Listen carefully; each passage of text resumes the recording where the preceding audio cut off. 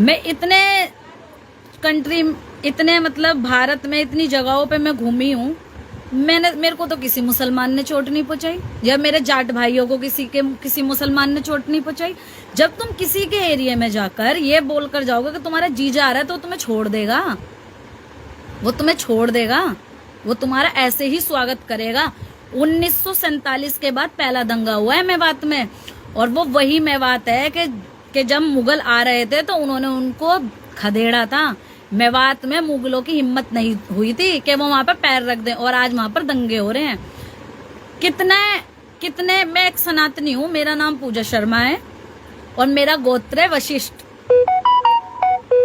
और जैसा कि मैं पहले बोल चुकी हूँ, बहुत से लोग आएंगे जो बोलेंगे मैं तो हिंदू ही नहीं हूँ जी।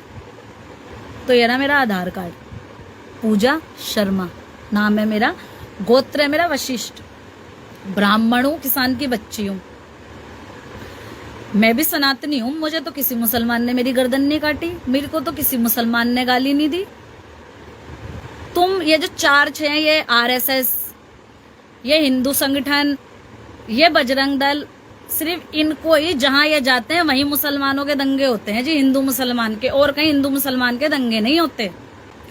मुझे समझ में नहीं आ रहा, 800 साल मुगल शासन कर गए तब ये देश खतरे में नहीं आया, 300 साल अंग्रेज यहाँ पे शासन कर गए तब ये देश खतरे में नहीं आया। ये पूरे का पूरा देश 2014 के बाद बीजेपी सरकार के आने के बाद खतरे में आ गया। और जितने भी हमारे हिंदू सनातनी है ना, सारे वेंटिलेटर पे लेटे हुए, सांसों के लिए एक एक कड़ियां गिन रहे, हाय हमें सांस नहीं आ रही, हाय हमें सांस नहीं आ रही। मुझे तो ये समझ में नहीं आता। और इस प्रोपगंडे के बीच में मेरे जाट भाइयों, मैं फिर बार बार खासकर मेरे जो नम्र निवेदन कर रही हूँ ना, मेरी जाट कौम के जो युवा भाई है ना, मैं उनसे कर रही हूँ, ये प्रोपगंडा है। याद रखना 2013 के अंदर जो मुजफ्फरनगर दंगे हुए थे, तुम जाट थे, तुम हिंदू नहीं थे। 2016 के अंदर जब जाट आरक्षण हुआ था, हालांकि वो जाट आरक्षण नहीं था, उसके अंदर बहुत सी बिरादरियों ने हस्तक्षेप किया था, लेकिन सारा ढीकरा फोड़ दिया गया जाटों के ऊपर, जाट आरक्षण, जिसके अंदर पता नहीं कितने मेरे जाट भाइयों को मार दिया गया, कितने मेरे जाट भाई SC ST एक्ट में अभी तक जेलों में सड़ रहे हैं। तो तुम जाट थे। जाट एक मार्शल कौम है, महापुरुषों की कौम है, जिन्होंने इस देश की आजादी, भारत देश की आजादी जाटों के खून से लिखी गई है, वो है जाट। इस देश को 99% अगर मेडल जिताए हैं, देश का नाम रोशन करा है, वो है जाट। बॉर्डरों पे जाट, इस देश की सबसे पुरानी आर्मी जाट रेजिमेंट, वो है जाट। तो तुम मेरे देश को आगे बढ़ाने के लिए हो, तुम मेरे देश की रक्षा करने के लिए हो, तुम्हारा काम हिंदू मुस्लिम के झगड़े में पड़ने का नहीं है। मैं फिर बार बार कह रही हूँ, तुम हिंदू हो ही नहीं, तुम तो जाट हो। तुम्हें आज मतलब इनका काम पड़ा, ये मोनू माने सर, जो कि इस तरीके की वीडियो डालकर मुंह में पैर रखा, मेवात में इनने पैर रखा। वैसे तो ये बहुत चौधरी बना फिरता था, सीना चौड़ा करके फिरता था, अब कहाँ हवा खिसक गई। जाटो मेरे भाई हो, फिर बार बार कह रही हूँ, बहुत सॉफ्ट हार्ट के होते हो, बहुत इमोशनल होते हो। तुम लोगों को इस इमोशनल गेम में खेला जा रहा है। ये सारा काम बीजेपी सरकार का है, 2024 के चुनाव का।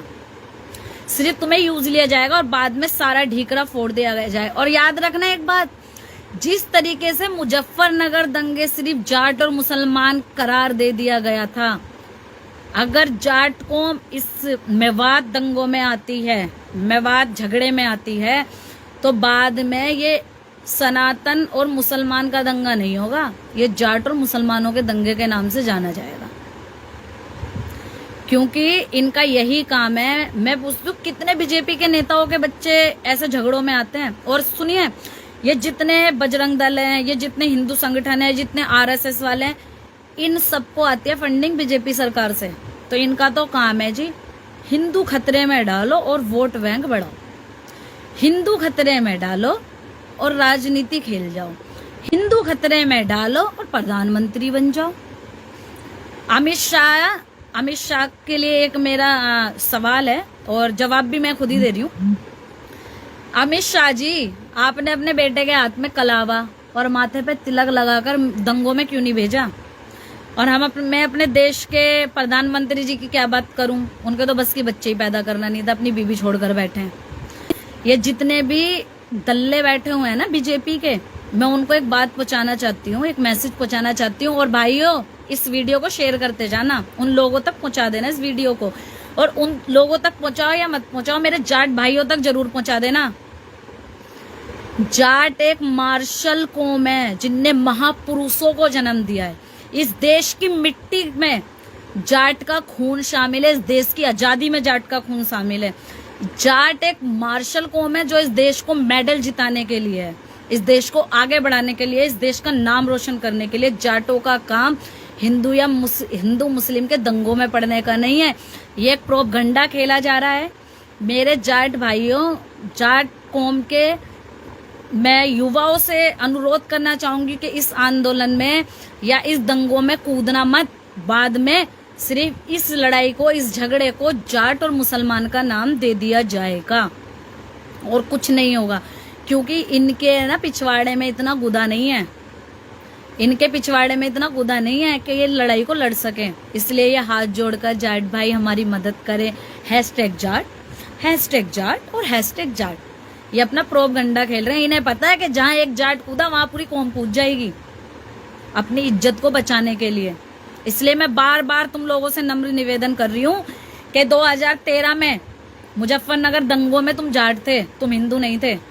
2016 जाट आरक्षण, तुम जाट थे, जाट एक विशेष कौम जाट, तुम हिंदू नहीं थे। 2021 में तुम किसान नहीं थे, तुम जाट थे, तुम जाट थे। जाट एक विशेष कौम, जाट इस देश की धड़कन, इस देश का दिल, इस देश का सीना थे तुम। 2023 महिला पहलवानों का वो आंदोलन, वो जाटों की बेटियां थी, वो इस देश की पहलवान नहीं थी। और कहाँ मर गए थे उस वक्त ये जितने भी हमारे ये सनातनी मंदिर है, इन लोगों ने तो ऐलान कर दिया था कि कोई इन लोगों को समर्थन नहीं देगा। ये जो 2023 में मेरी बहनें, मेरी जाट कौम की बहनें जो अपने मान सम्मान के लिए जंतर मंतर पे बैठी थी, उन मंदिरों ने ऐलान कर दिया था कि इनका कोई समर्थन नहीं करेगा। तो किस मुंह से तुम जाटों का समर्थन मांग रहे हो? इसलिए कि भोला भाला है जाट, इसलिए कि वो एक मार्शल कौम है। तुम्हें पता है तुम्हारे पिछवाड़े में गुदा नहीं है कि तुम इस लड़ाई को लड़ सको, तो जाटों को घुसेड़ दो। जाटो, तुम्हारा काम है दूध दही खाना और इस देश को मेडल जिताना। दूध दही खाना, बॉर्डरों पे खड़े होकर इस देश की बाहर के दुश्मनों से रक्षा करना। तुम्हारा कौम देश के अंदर ये हिंदू मुसलमानों के प्रोपगंडा 2024 के चुनाव में मोदी को जिताने का काम नहीं है मेरे देश का। मेरे देश के जाट का इस देश को आगे बढ़ाने का काम है, और कुछ नहीं है। और एक और सवाल है मेरा ये हिंदू संगठनों से कि जब तुम्हारे बस की लड़ाई लड़ना नहीं होती कि तुम क्यों अपने फूफाओं को छेड़ लेते हो, ये बताओ। और फिर क्यों अपने बाप के आगे हाथ जोड़ते हो कि मेरे जाट भाइयों, मेरे पिताजी, मेरे बापूजी हमारा साथ दो। जब तुम्हारे बस की कुछ होता नहीं है तो क्यों इतनी तूल में आते हो कि हम ये कर देंगे, हम वो कर देंगे। पता चल गया तुम्हारे पिछवाड़े का गुदा तुम्हारे अंदर कितना है। पता चल गया कि तुम वहां पर वो लड़ाई जाटों के बिना नहीं जीत सकते, तो फिर क्यों पंगे लेते हो? जब तुम्हारे बस की लड़ाई लड़ना नहीं है, जब तुम्हारे पिछवाड़े में गुदा नहीं है, जब तुम में गुदा नहीं है, तो क्यों वो लड़ाई लड़ते हो जो तुम्हारे बस की नहीं है? अब क्यों जाटों के पीछे पड़ रहे हो? जाट है भोला भाला, तुम्हें पता है थोड़ा सा इमोशनल अत्याचार करेंगे और जाट तुम्हारी बातों में आ जाएंगे। जहां एक दो जाट कूदा वहां तो पूरी कौम है ही। तो जाटो, तुमको बिल्कुल भी इनकी बातों में जी फिसलना नहीं है, इनकी बातों में आना नहीं है। ये साले मरते ही नहीं, मरने दो।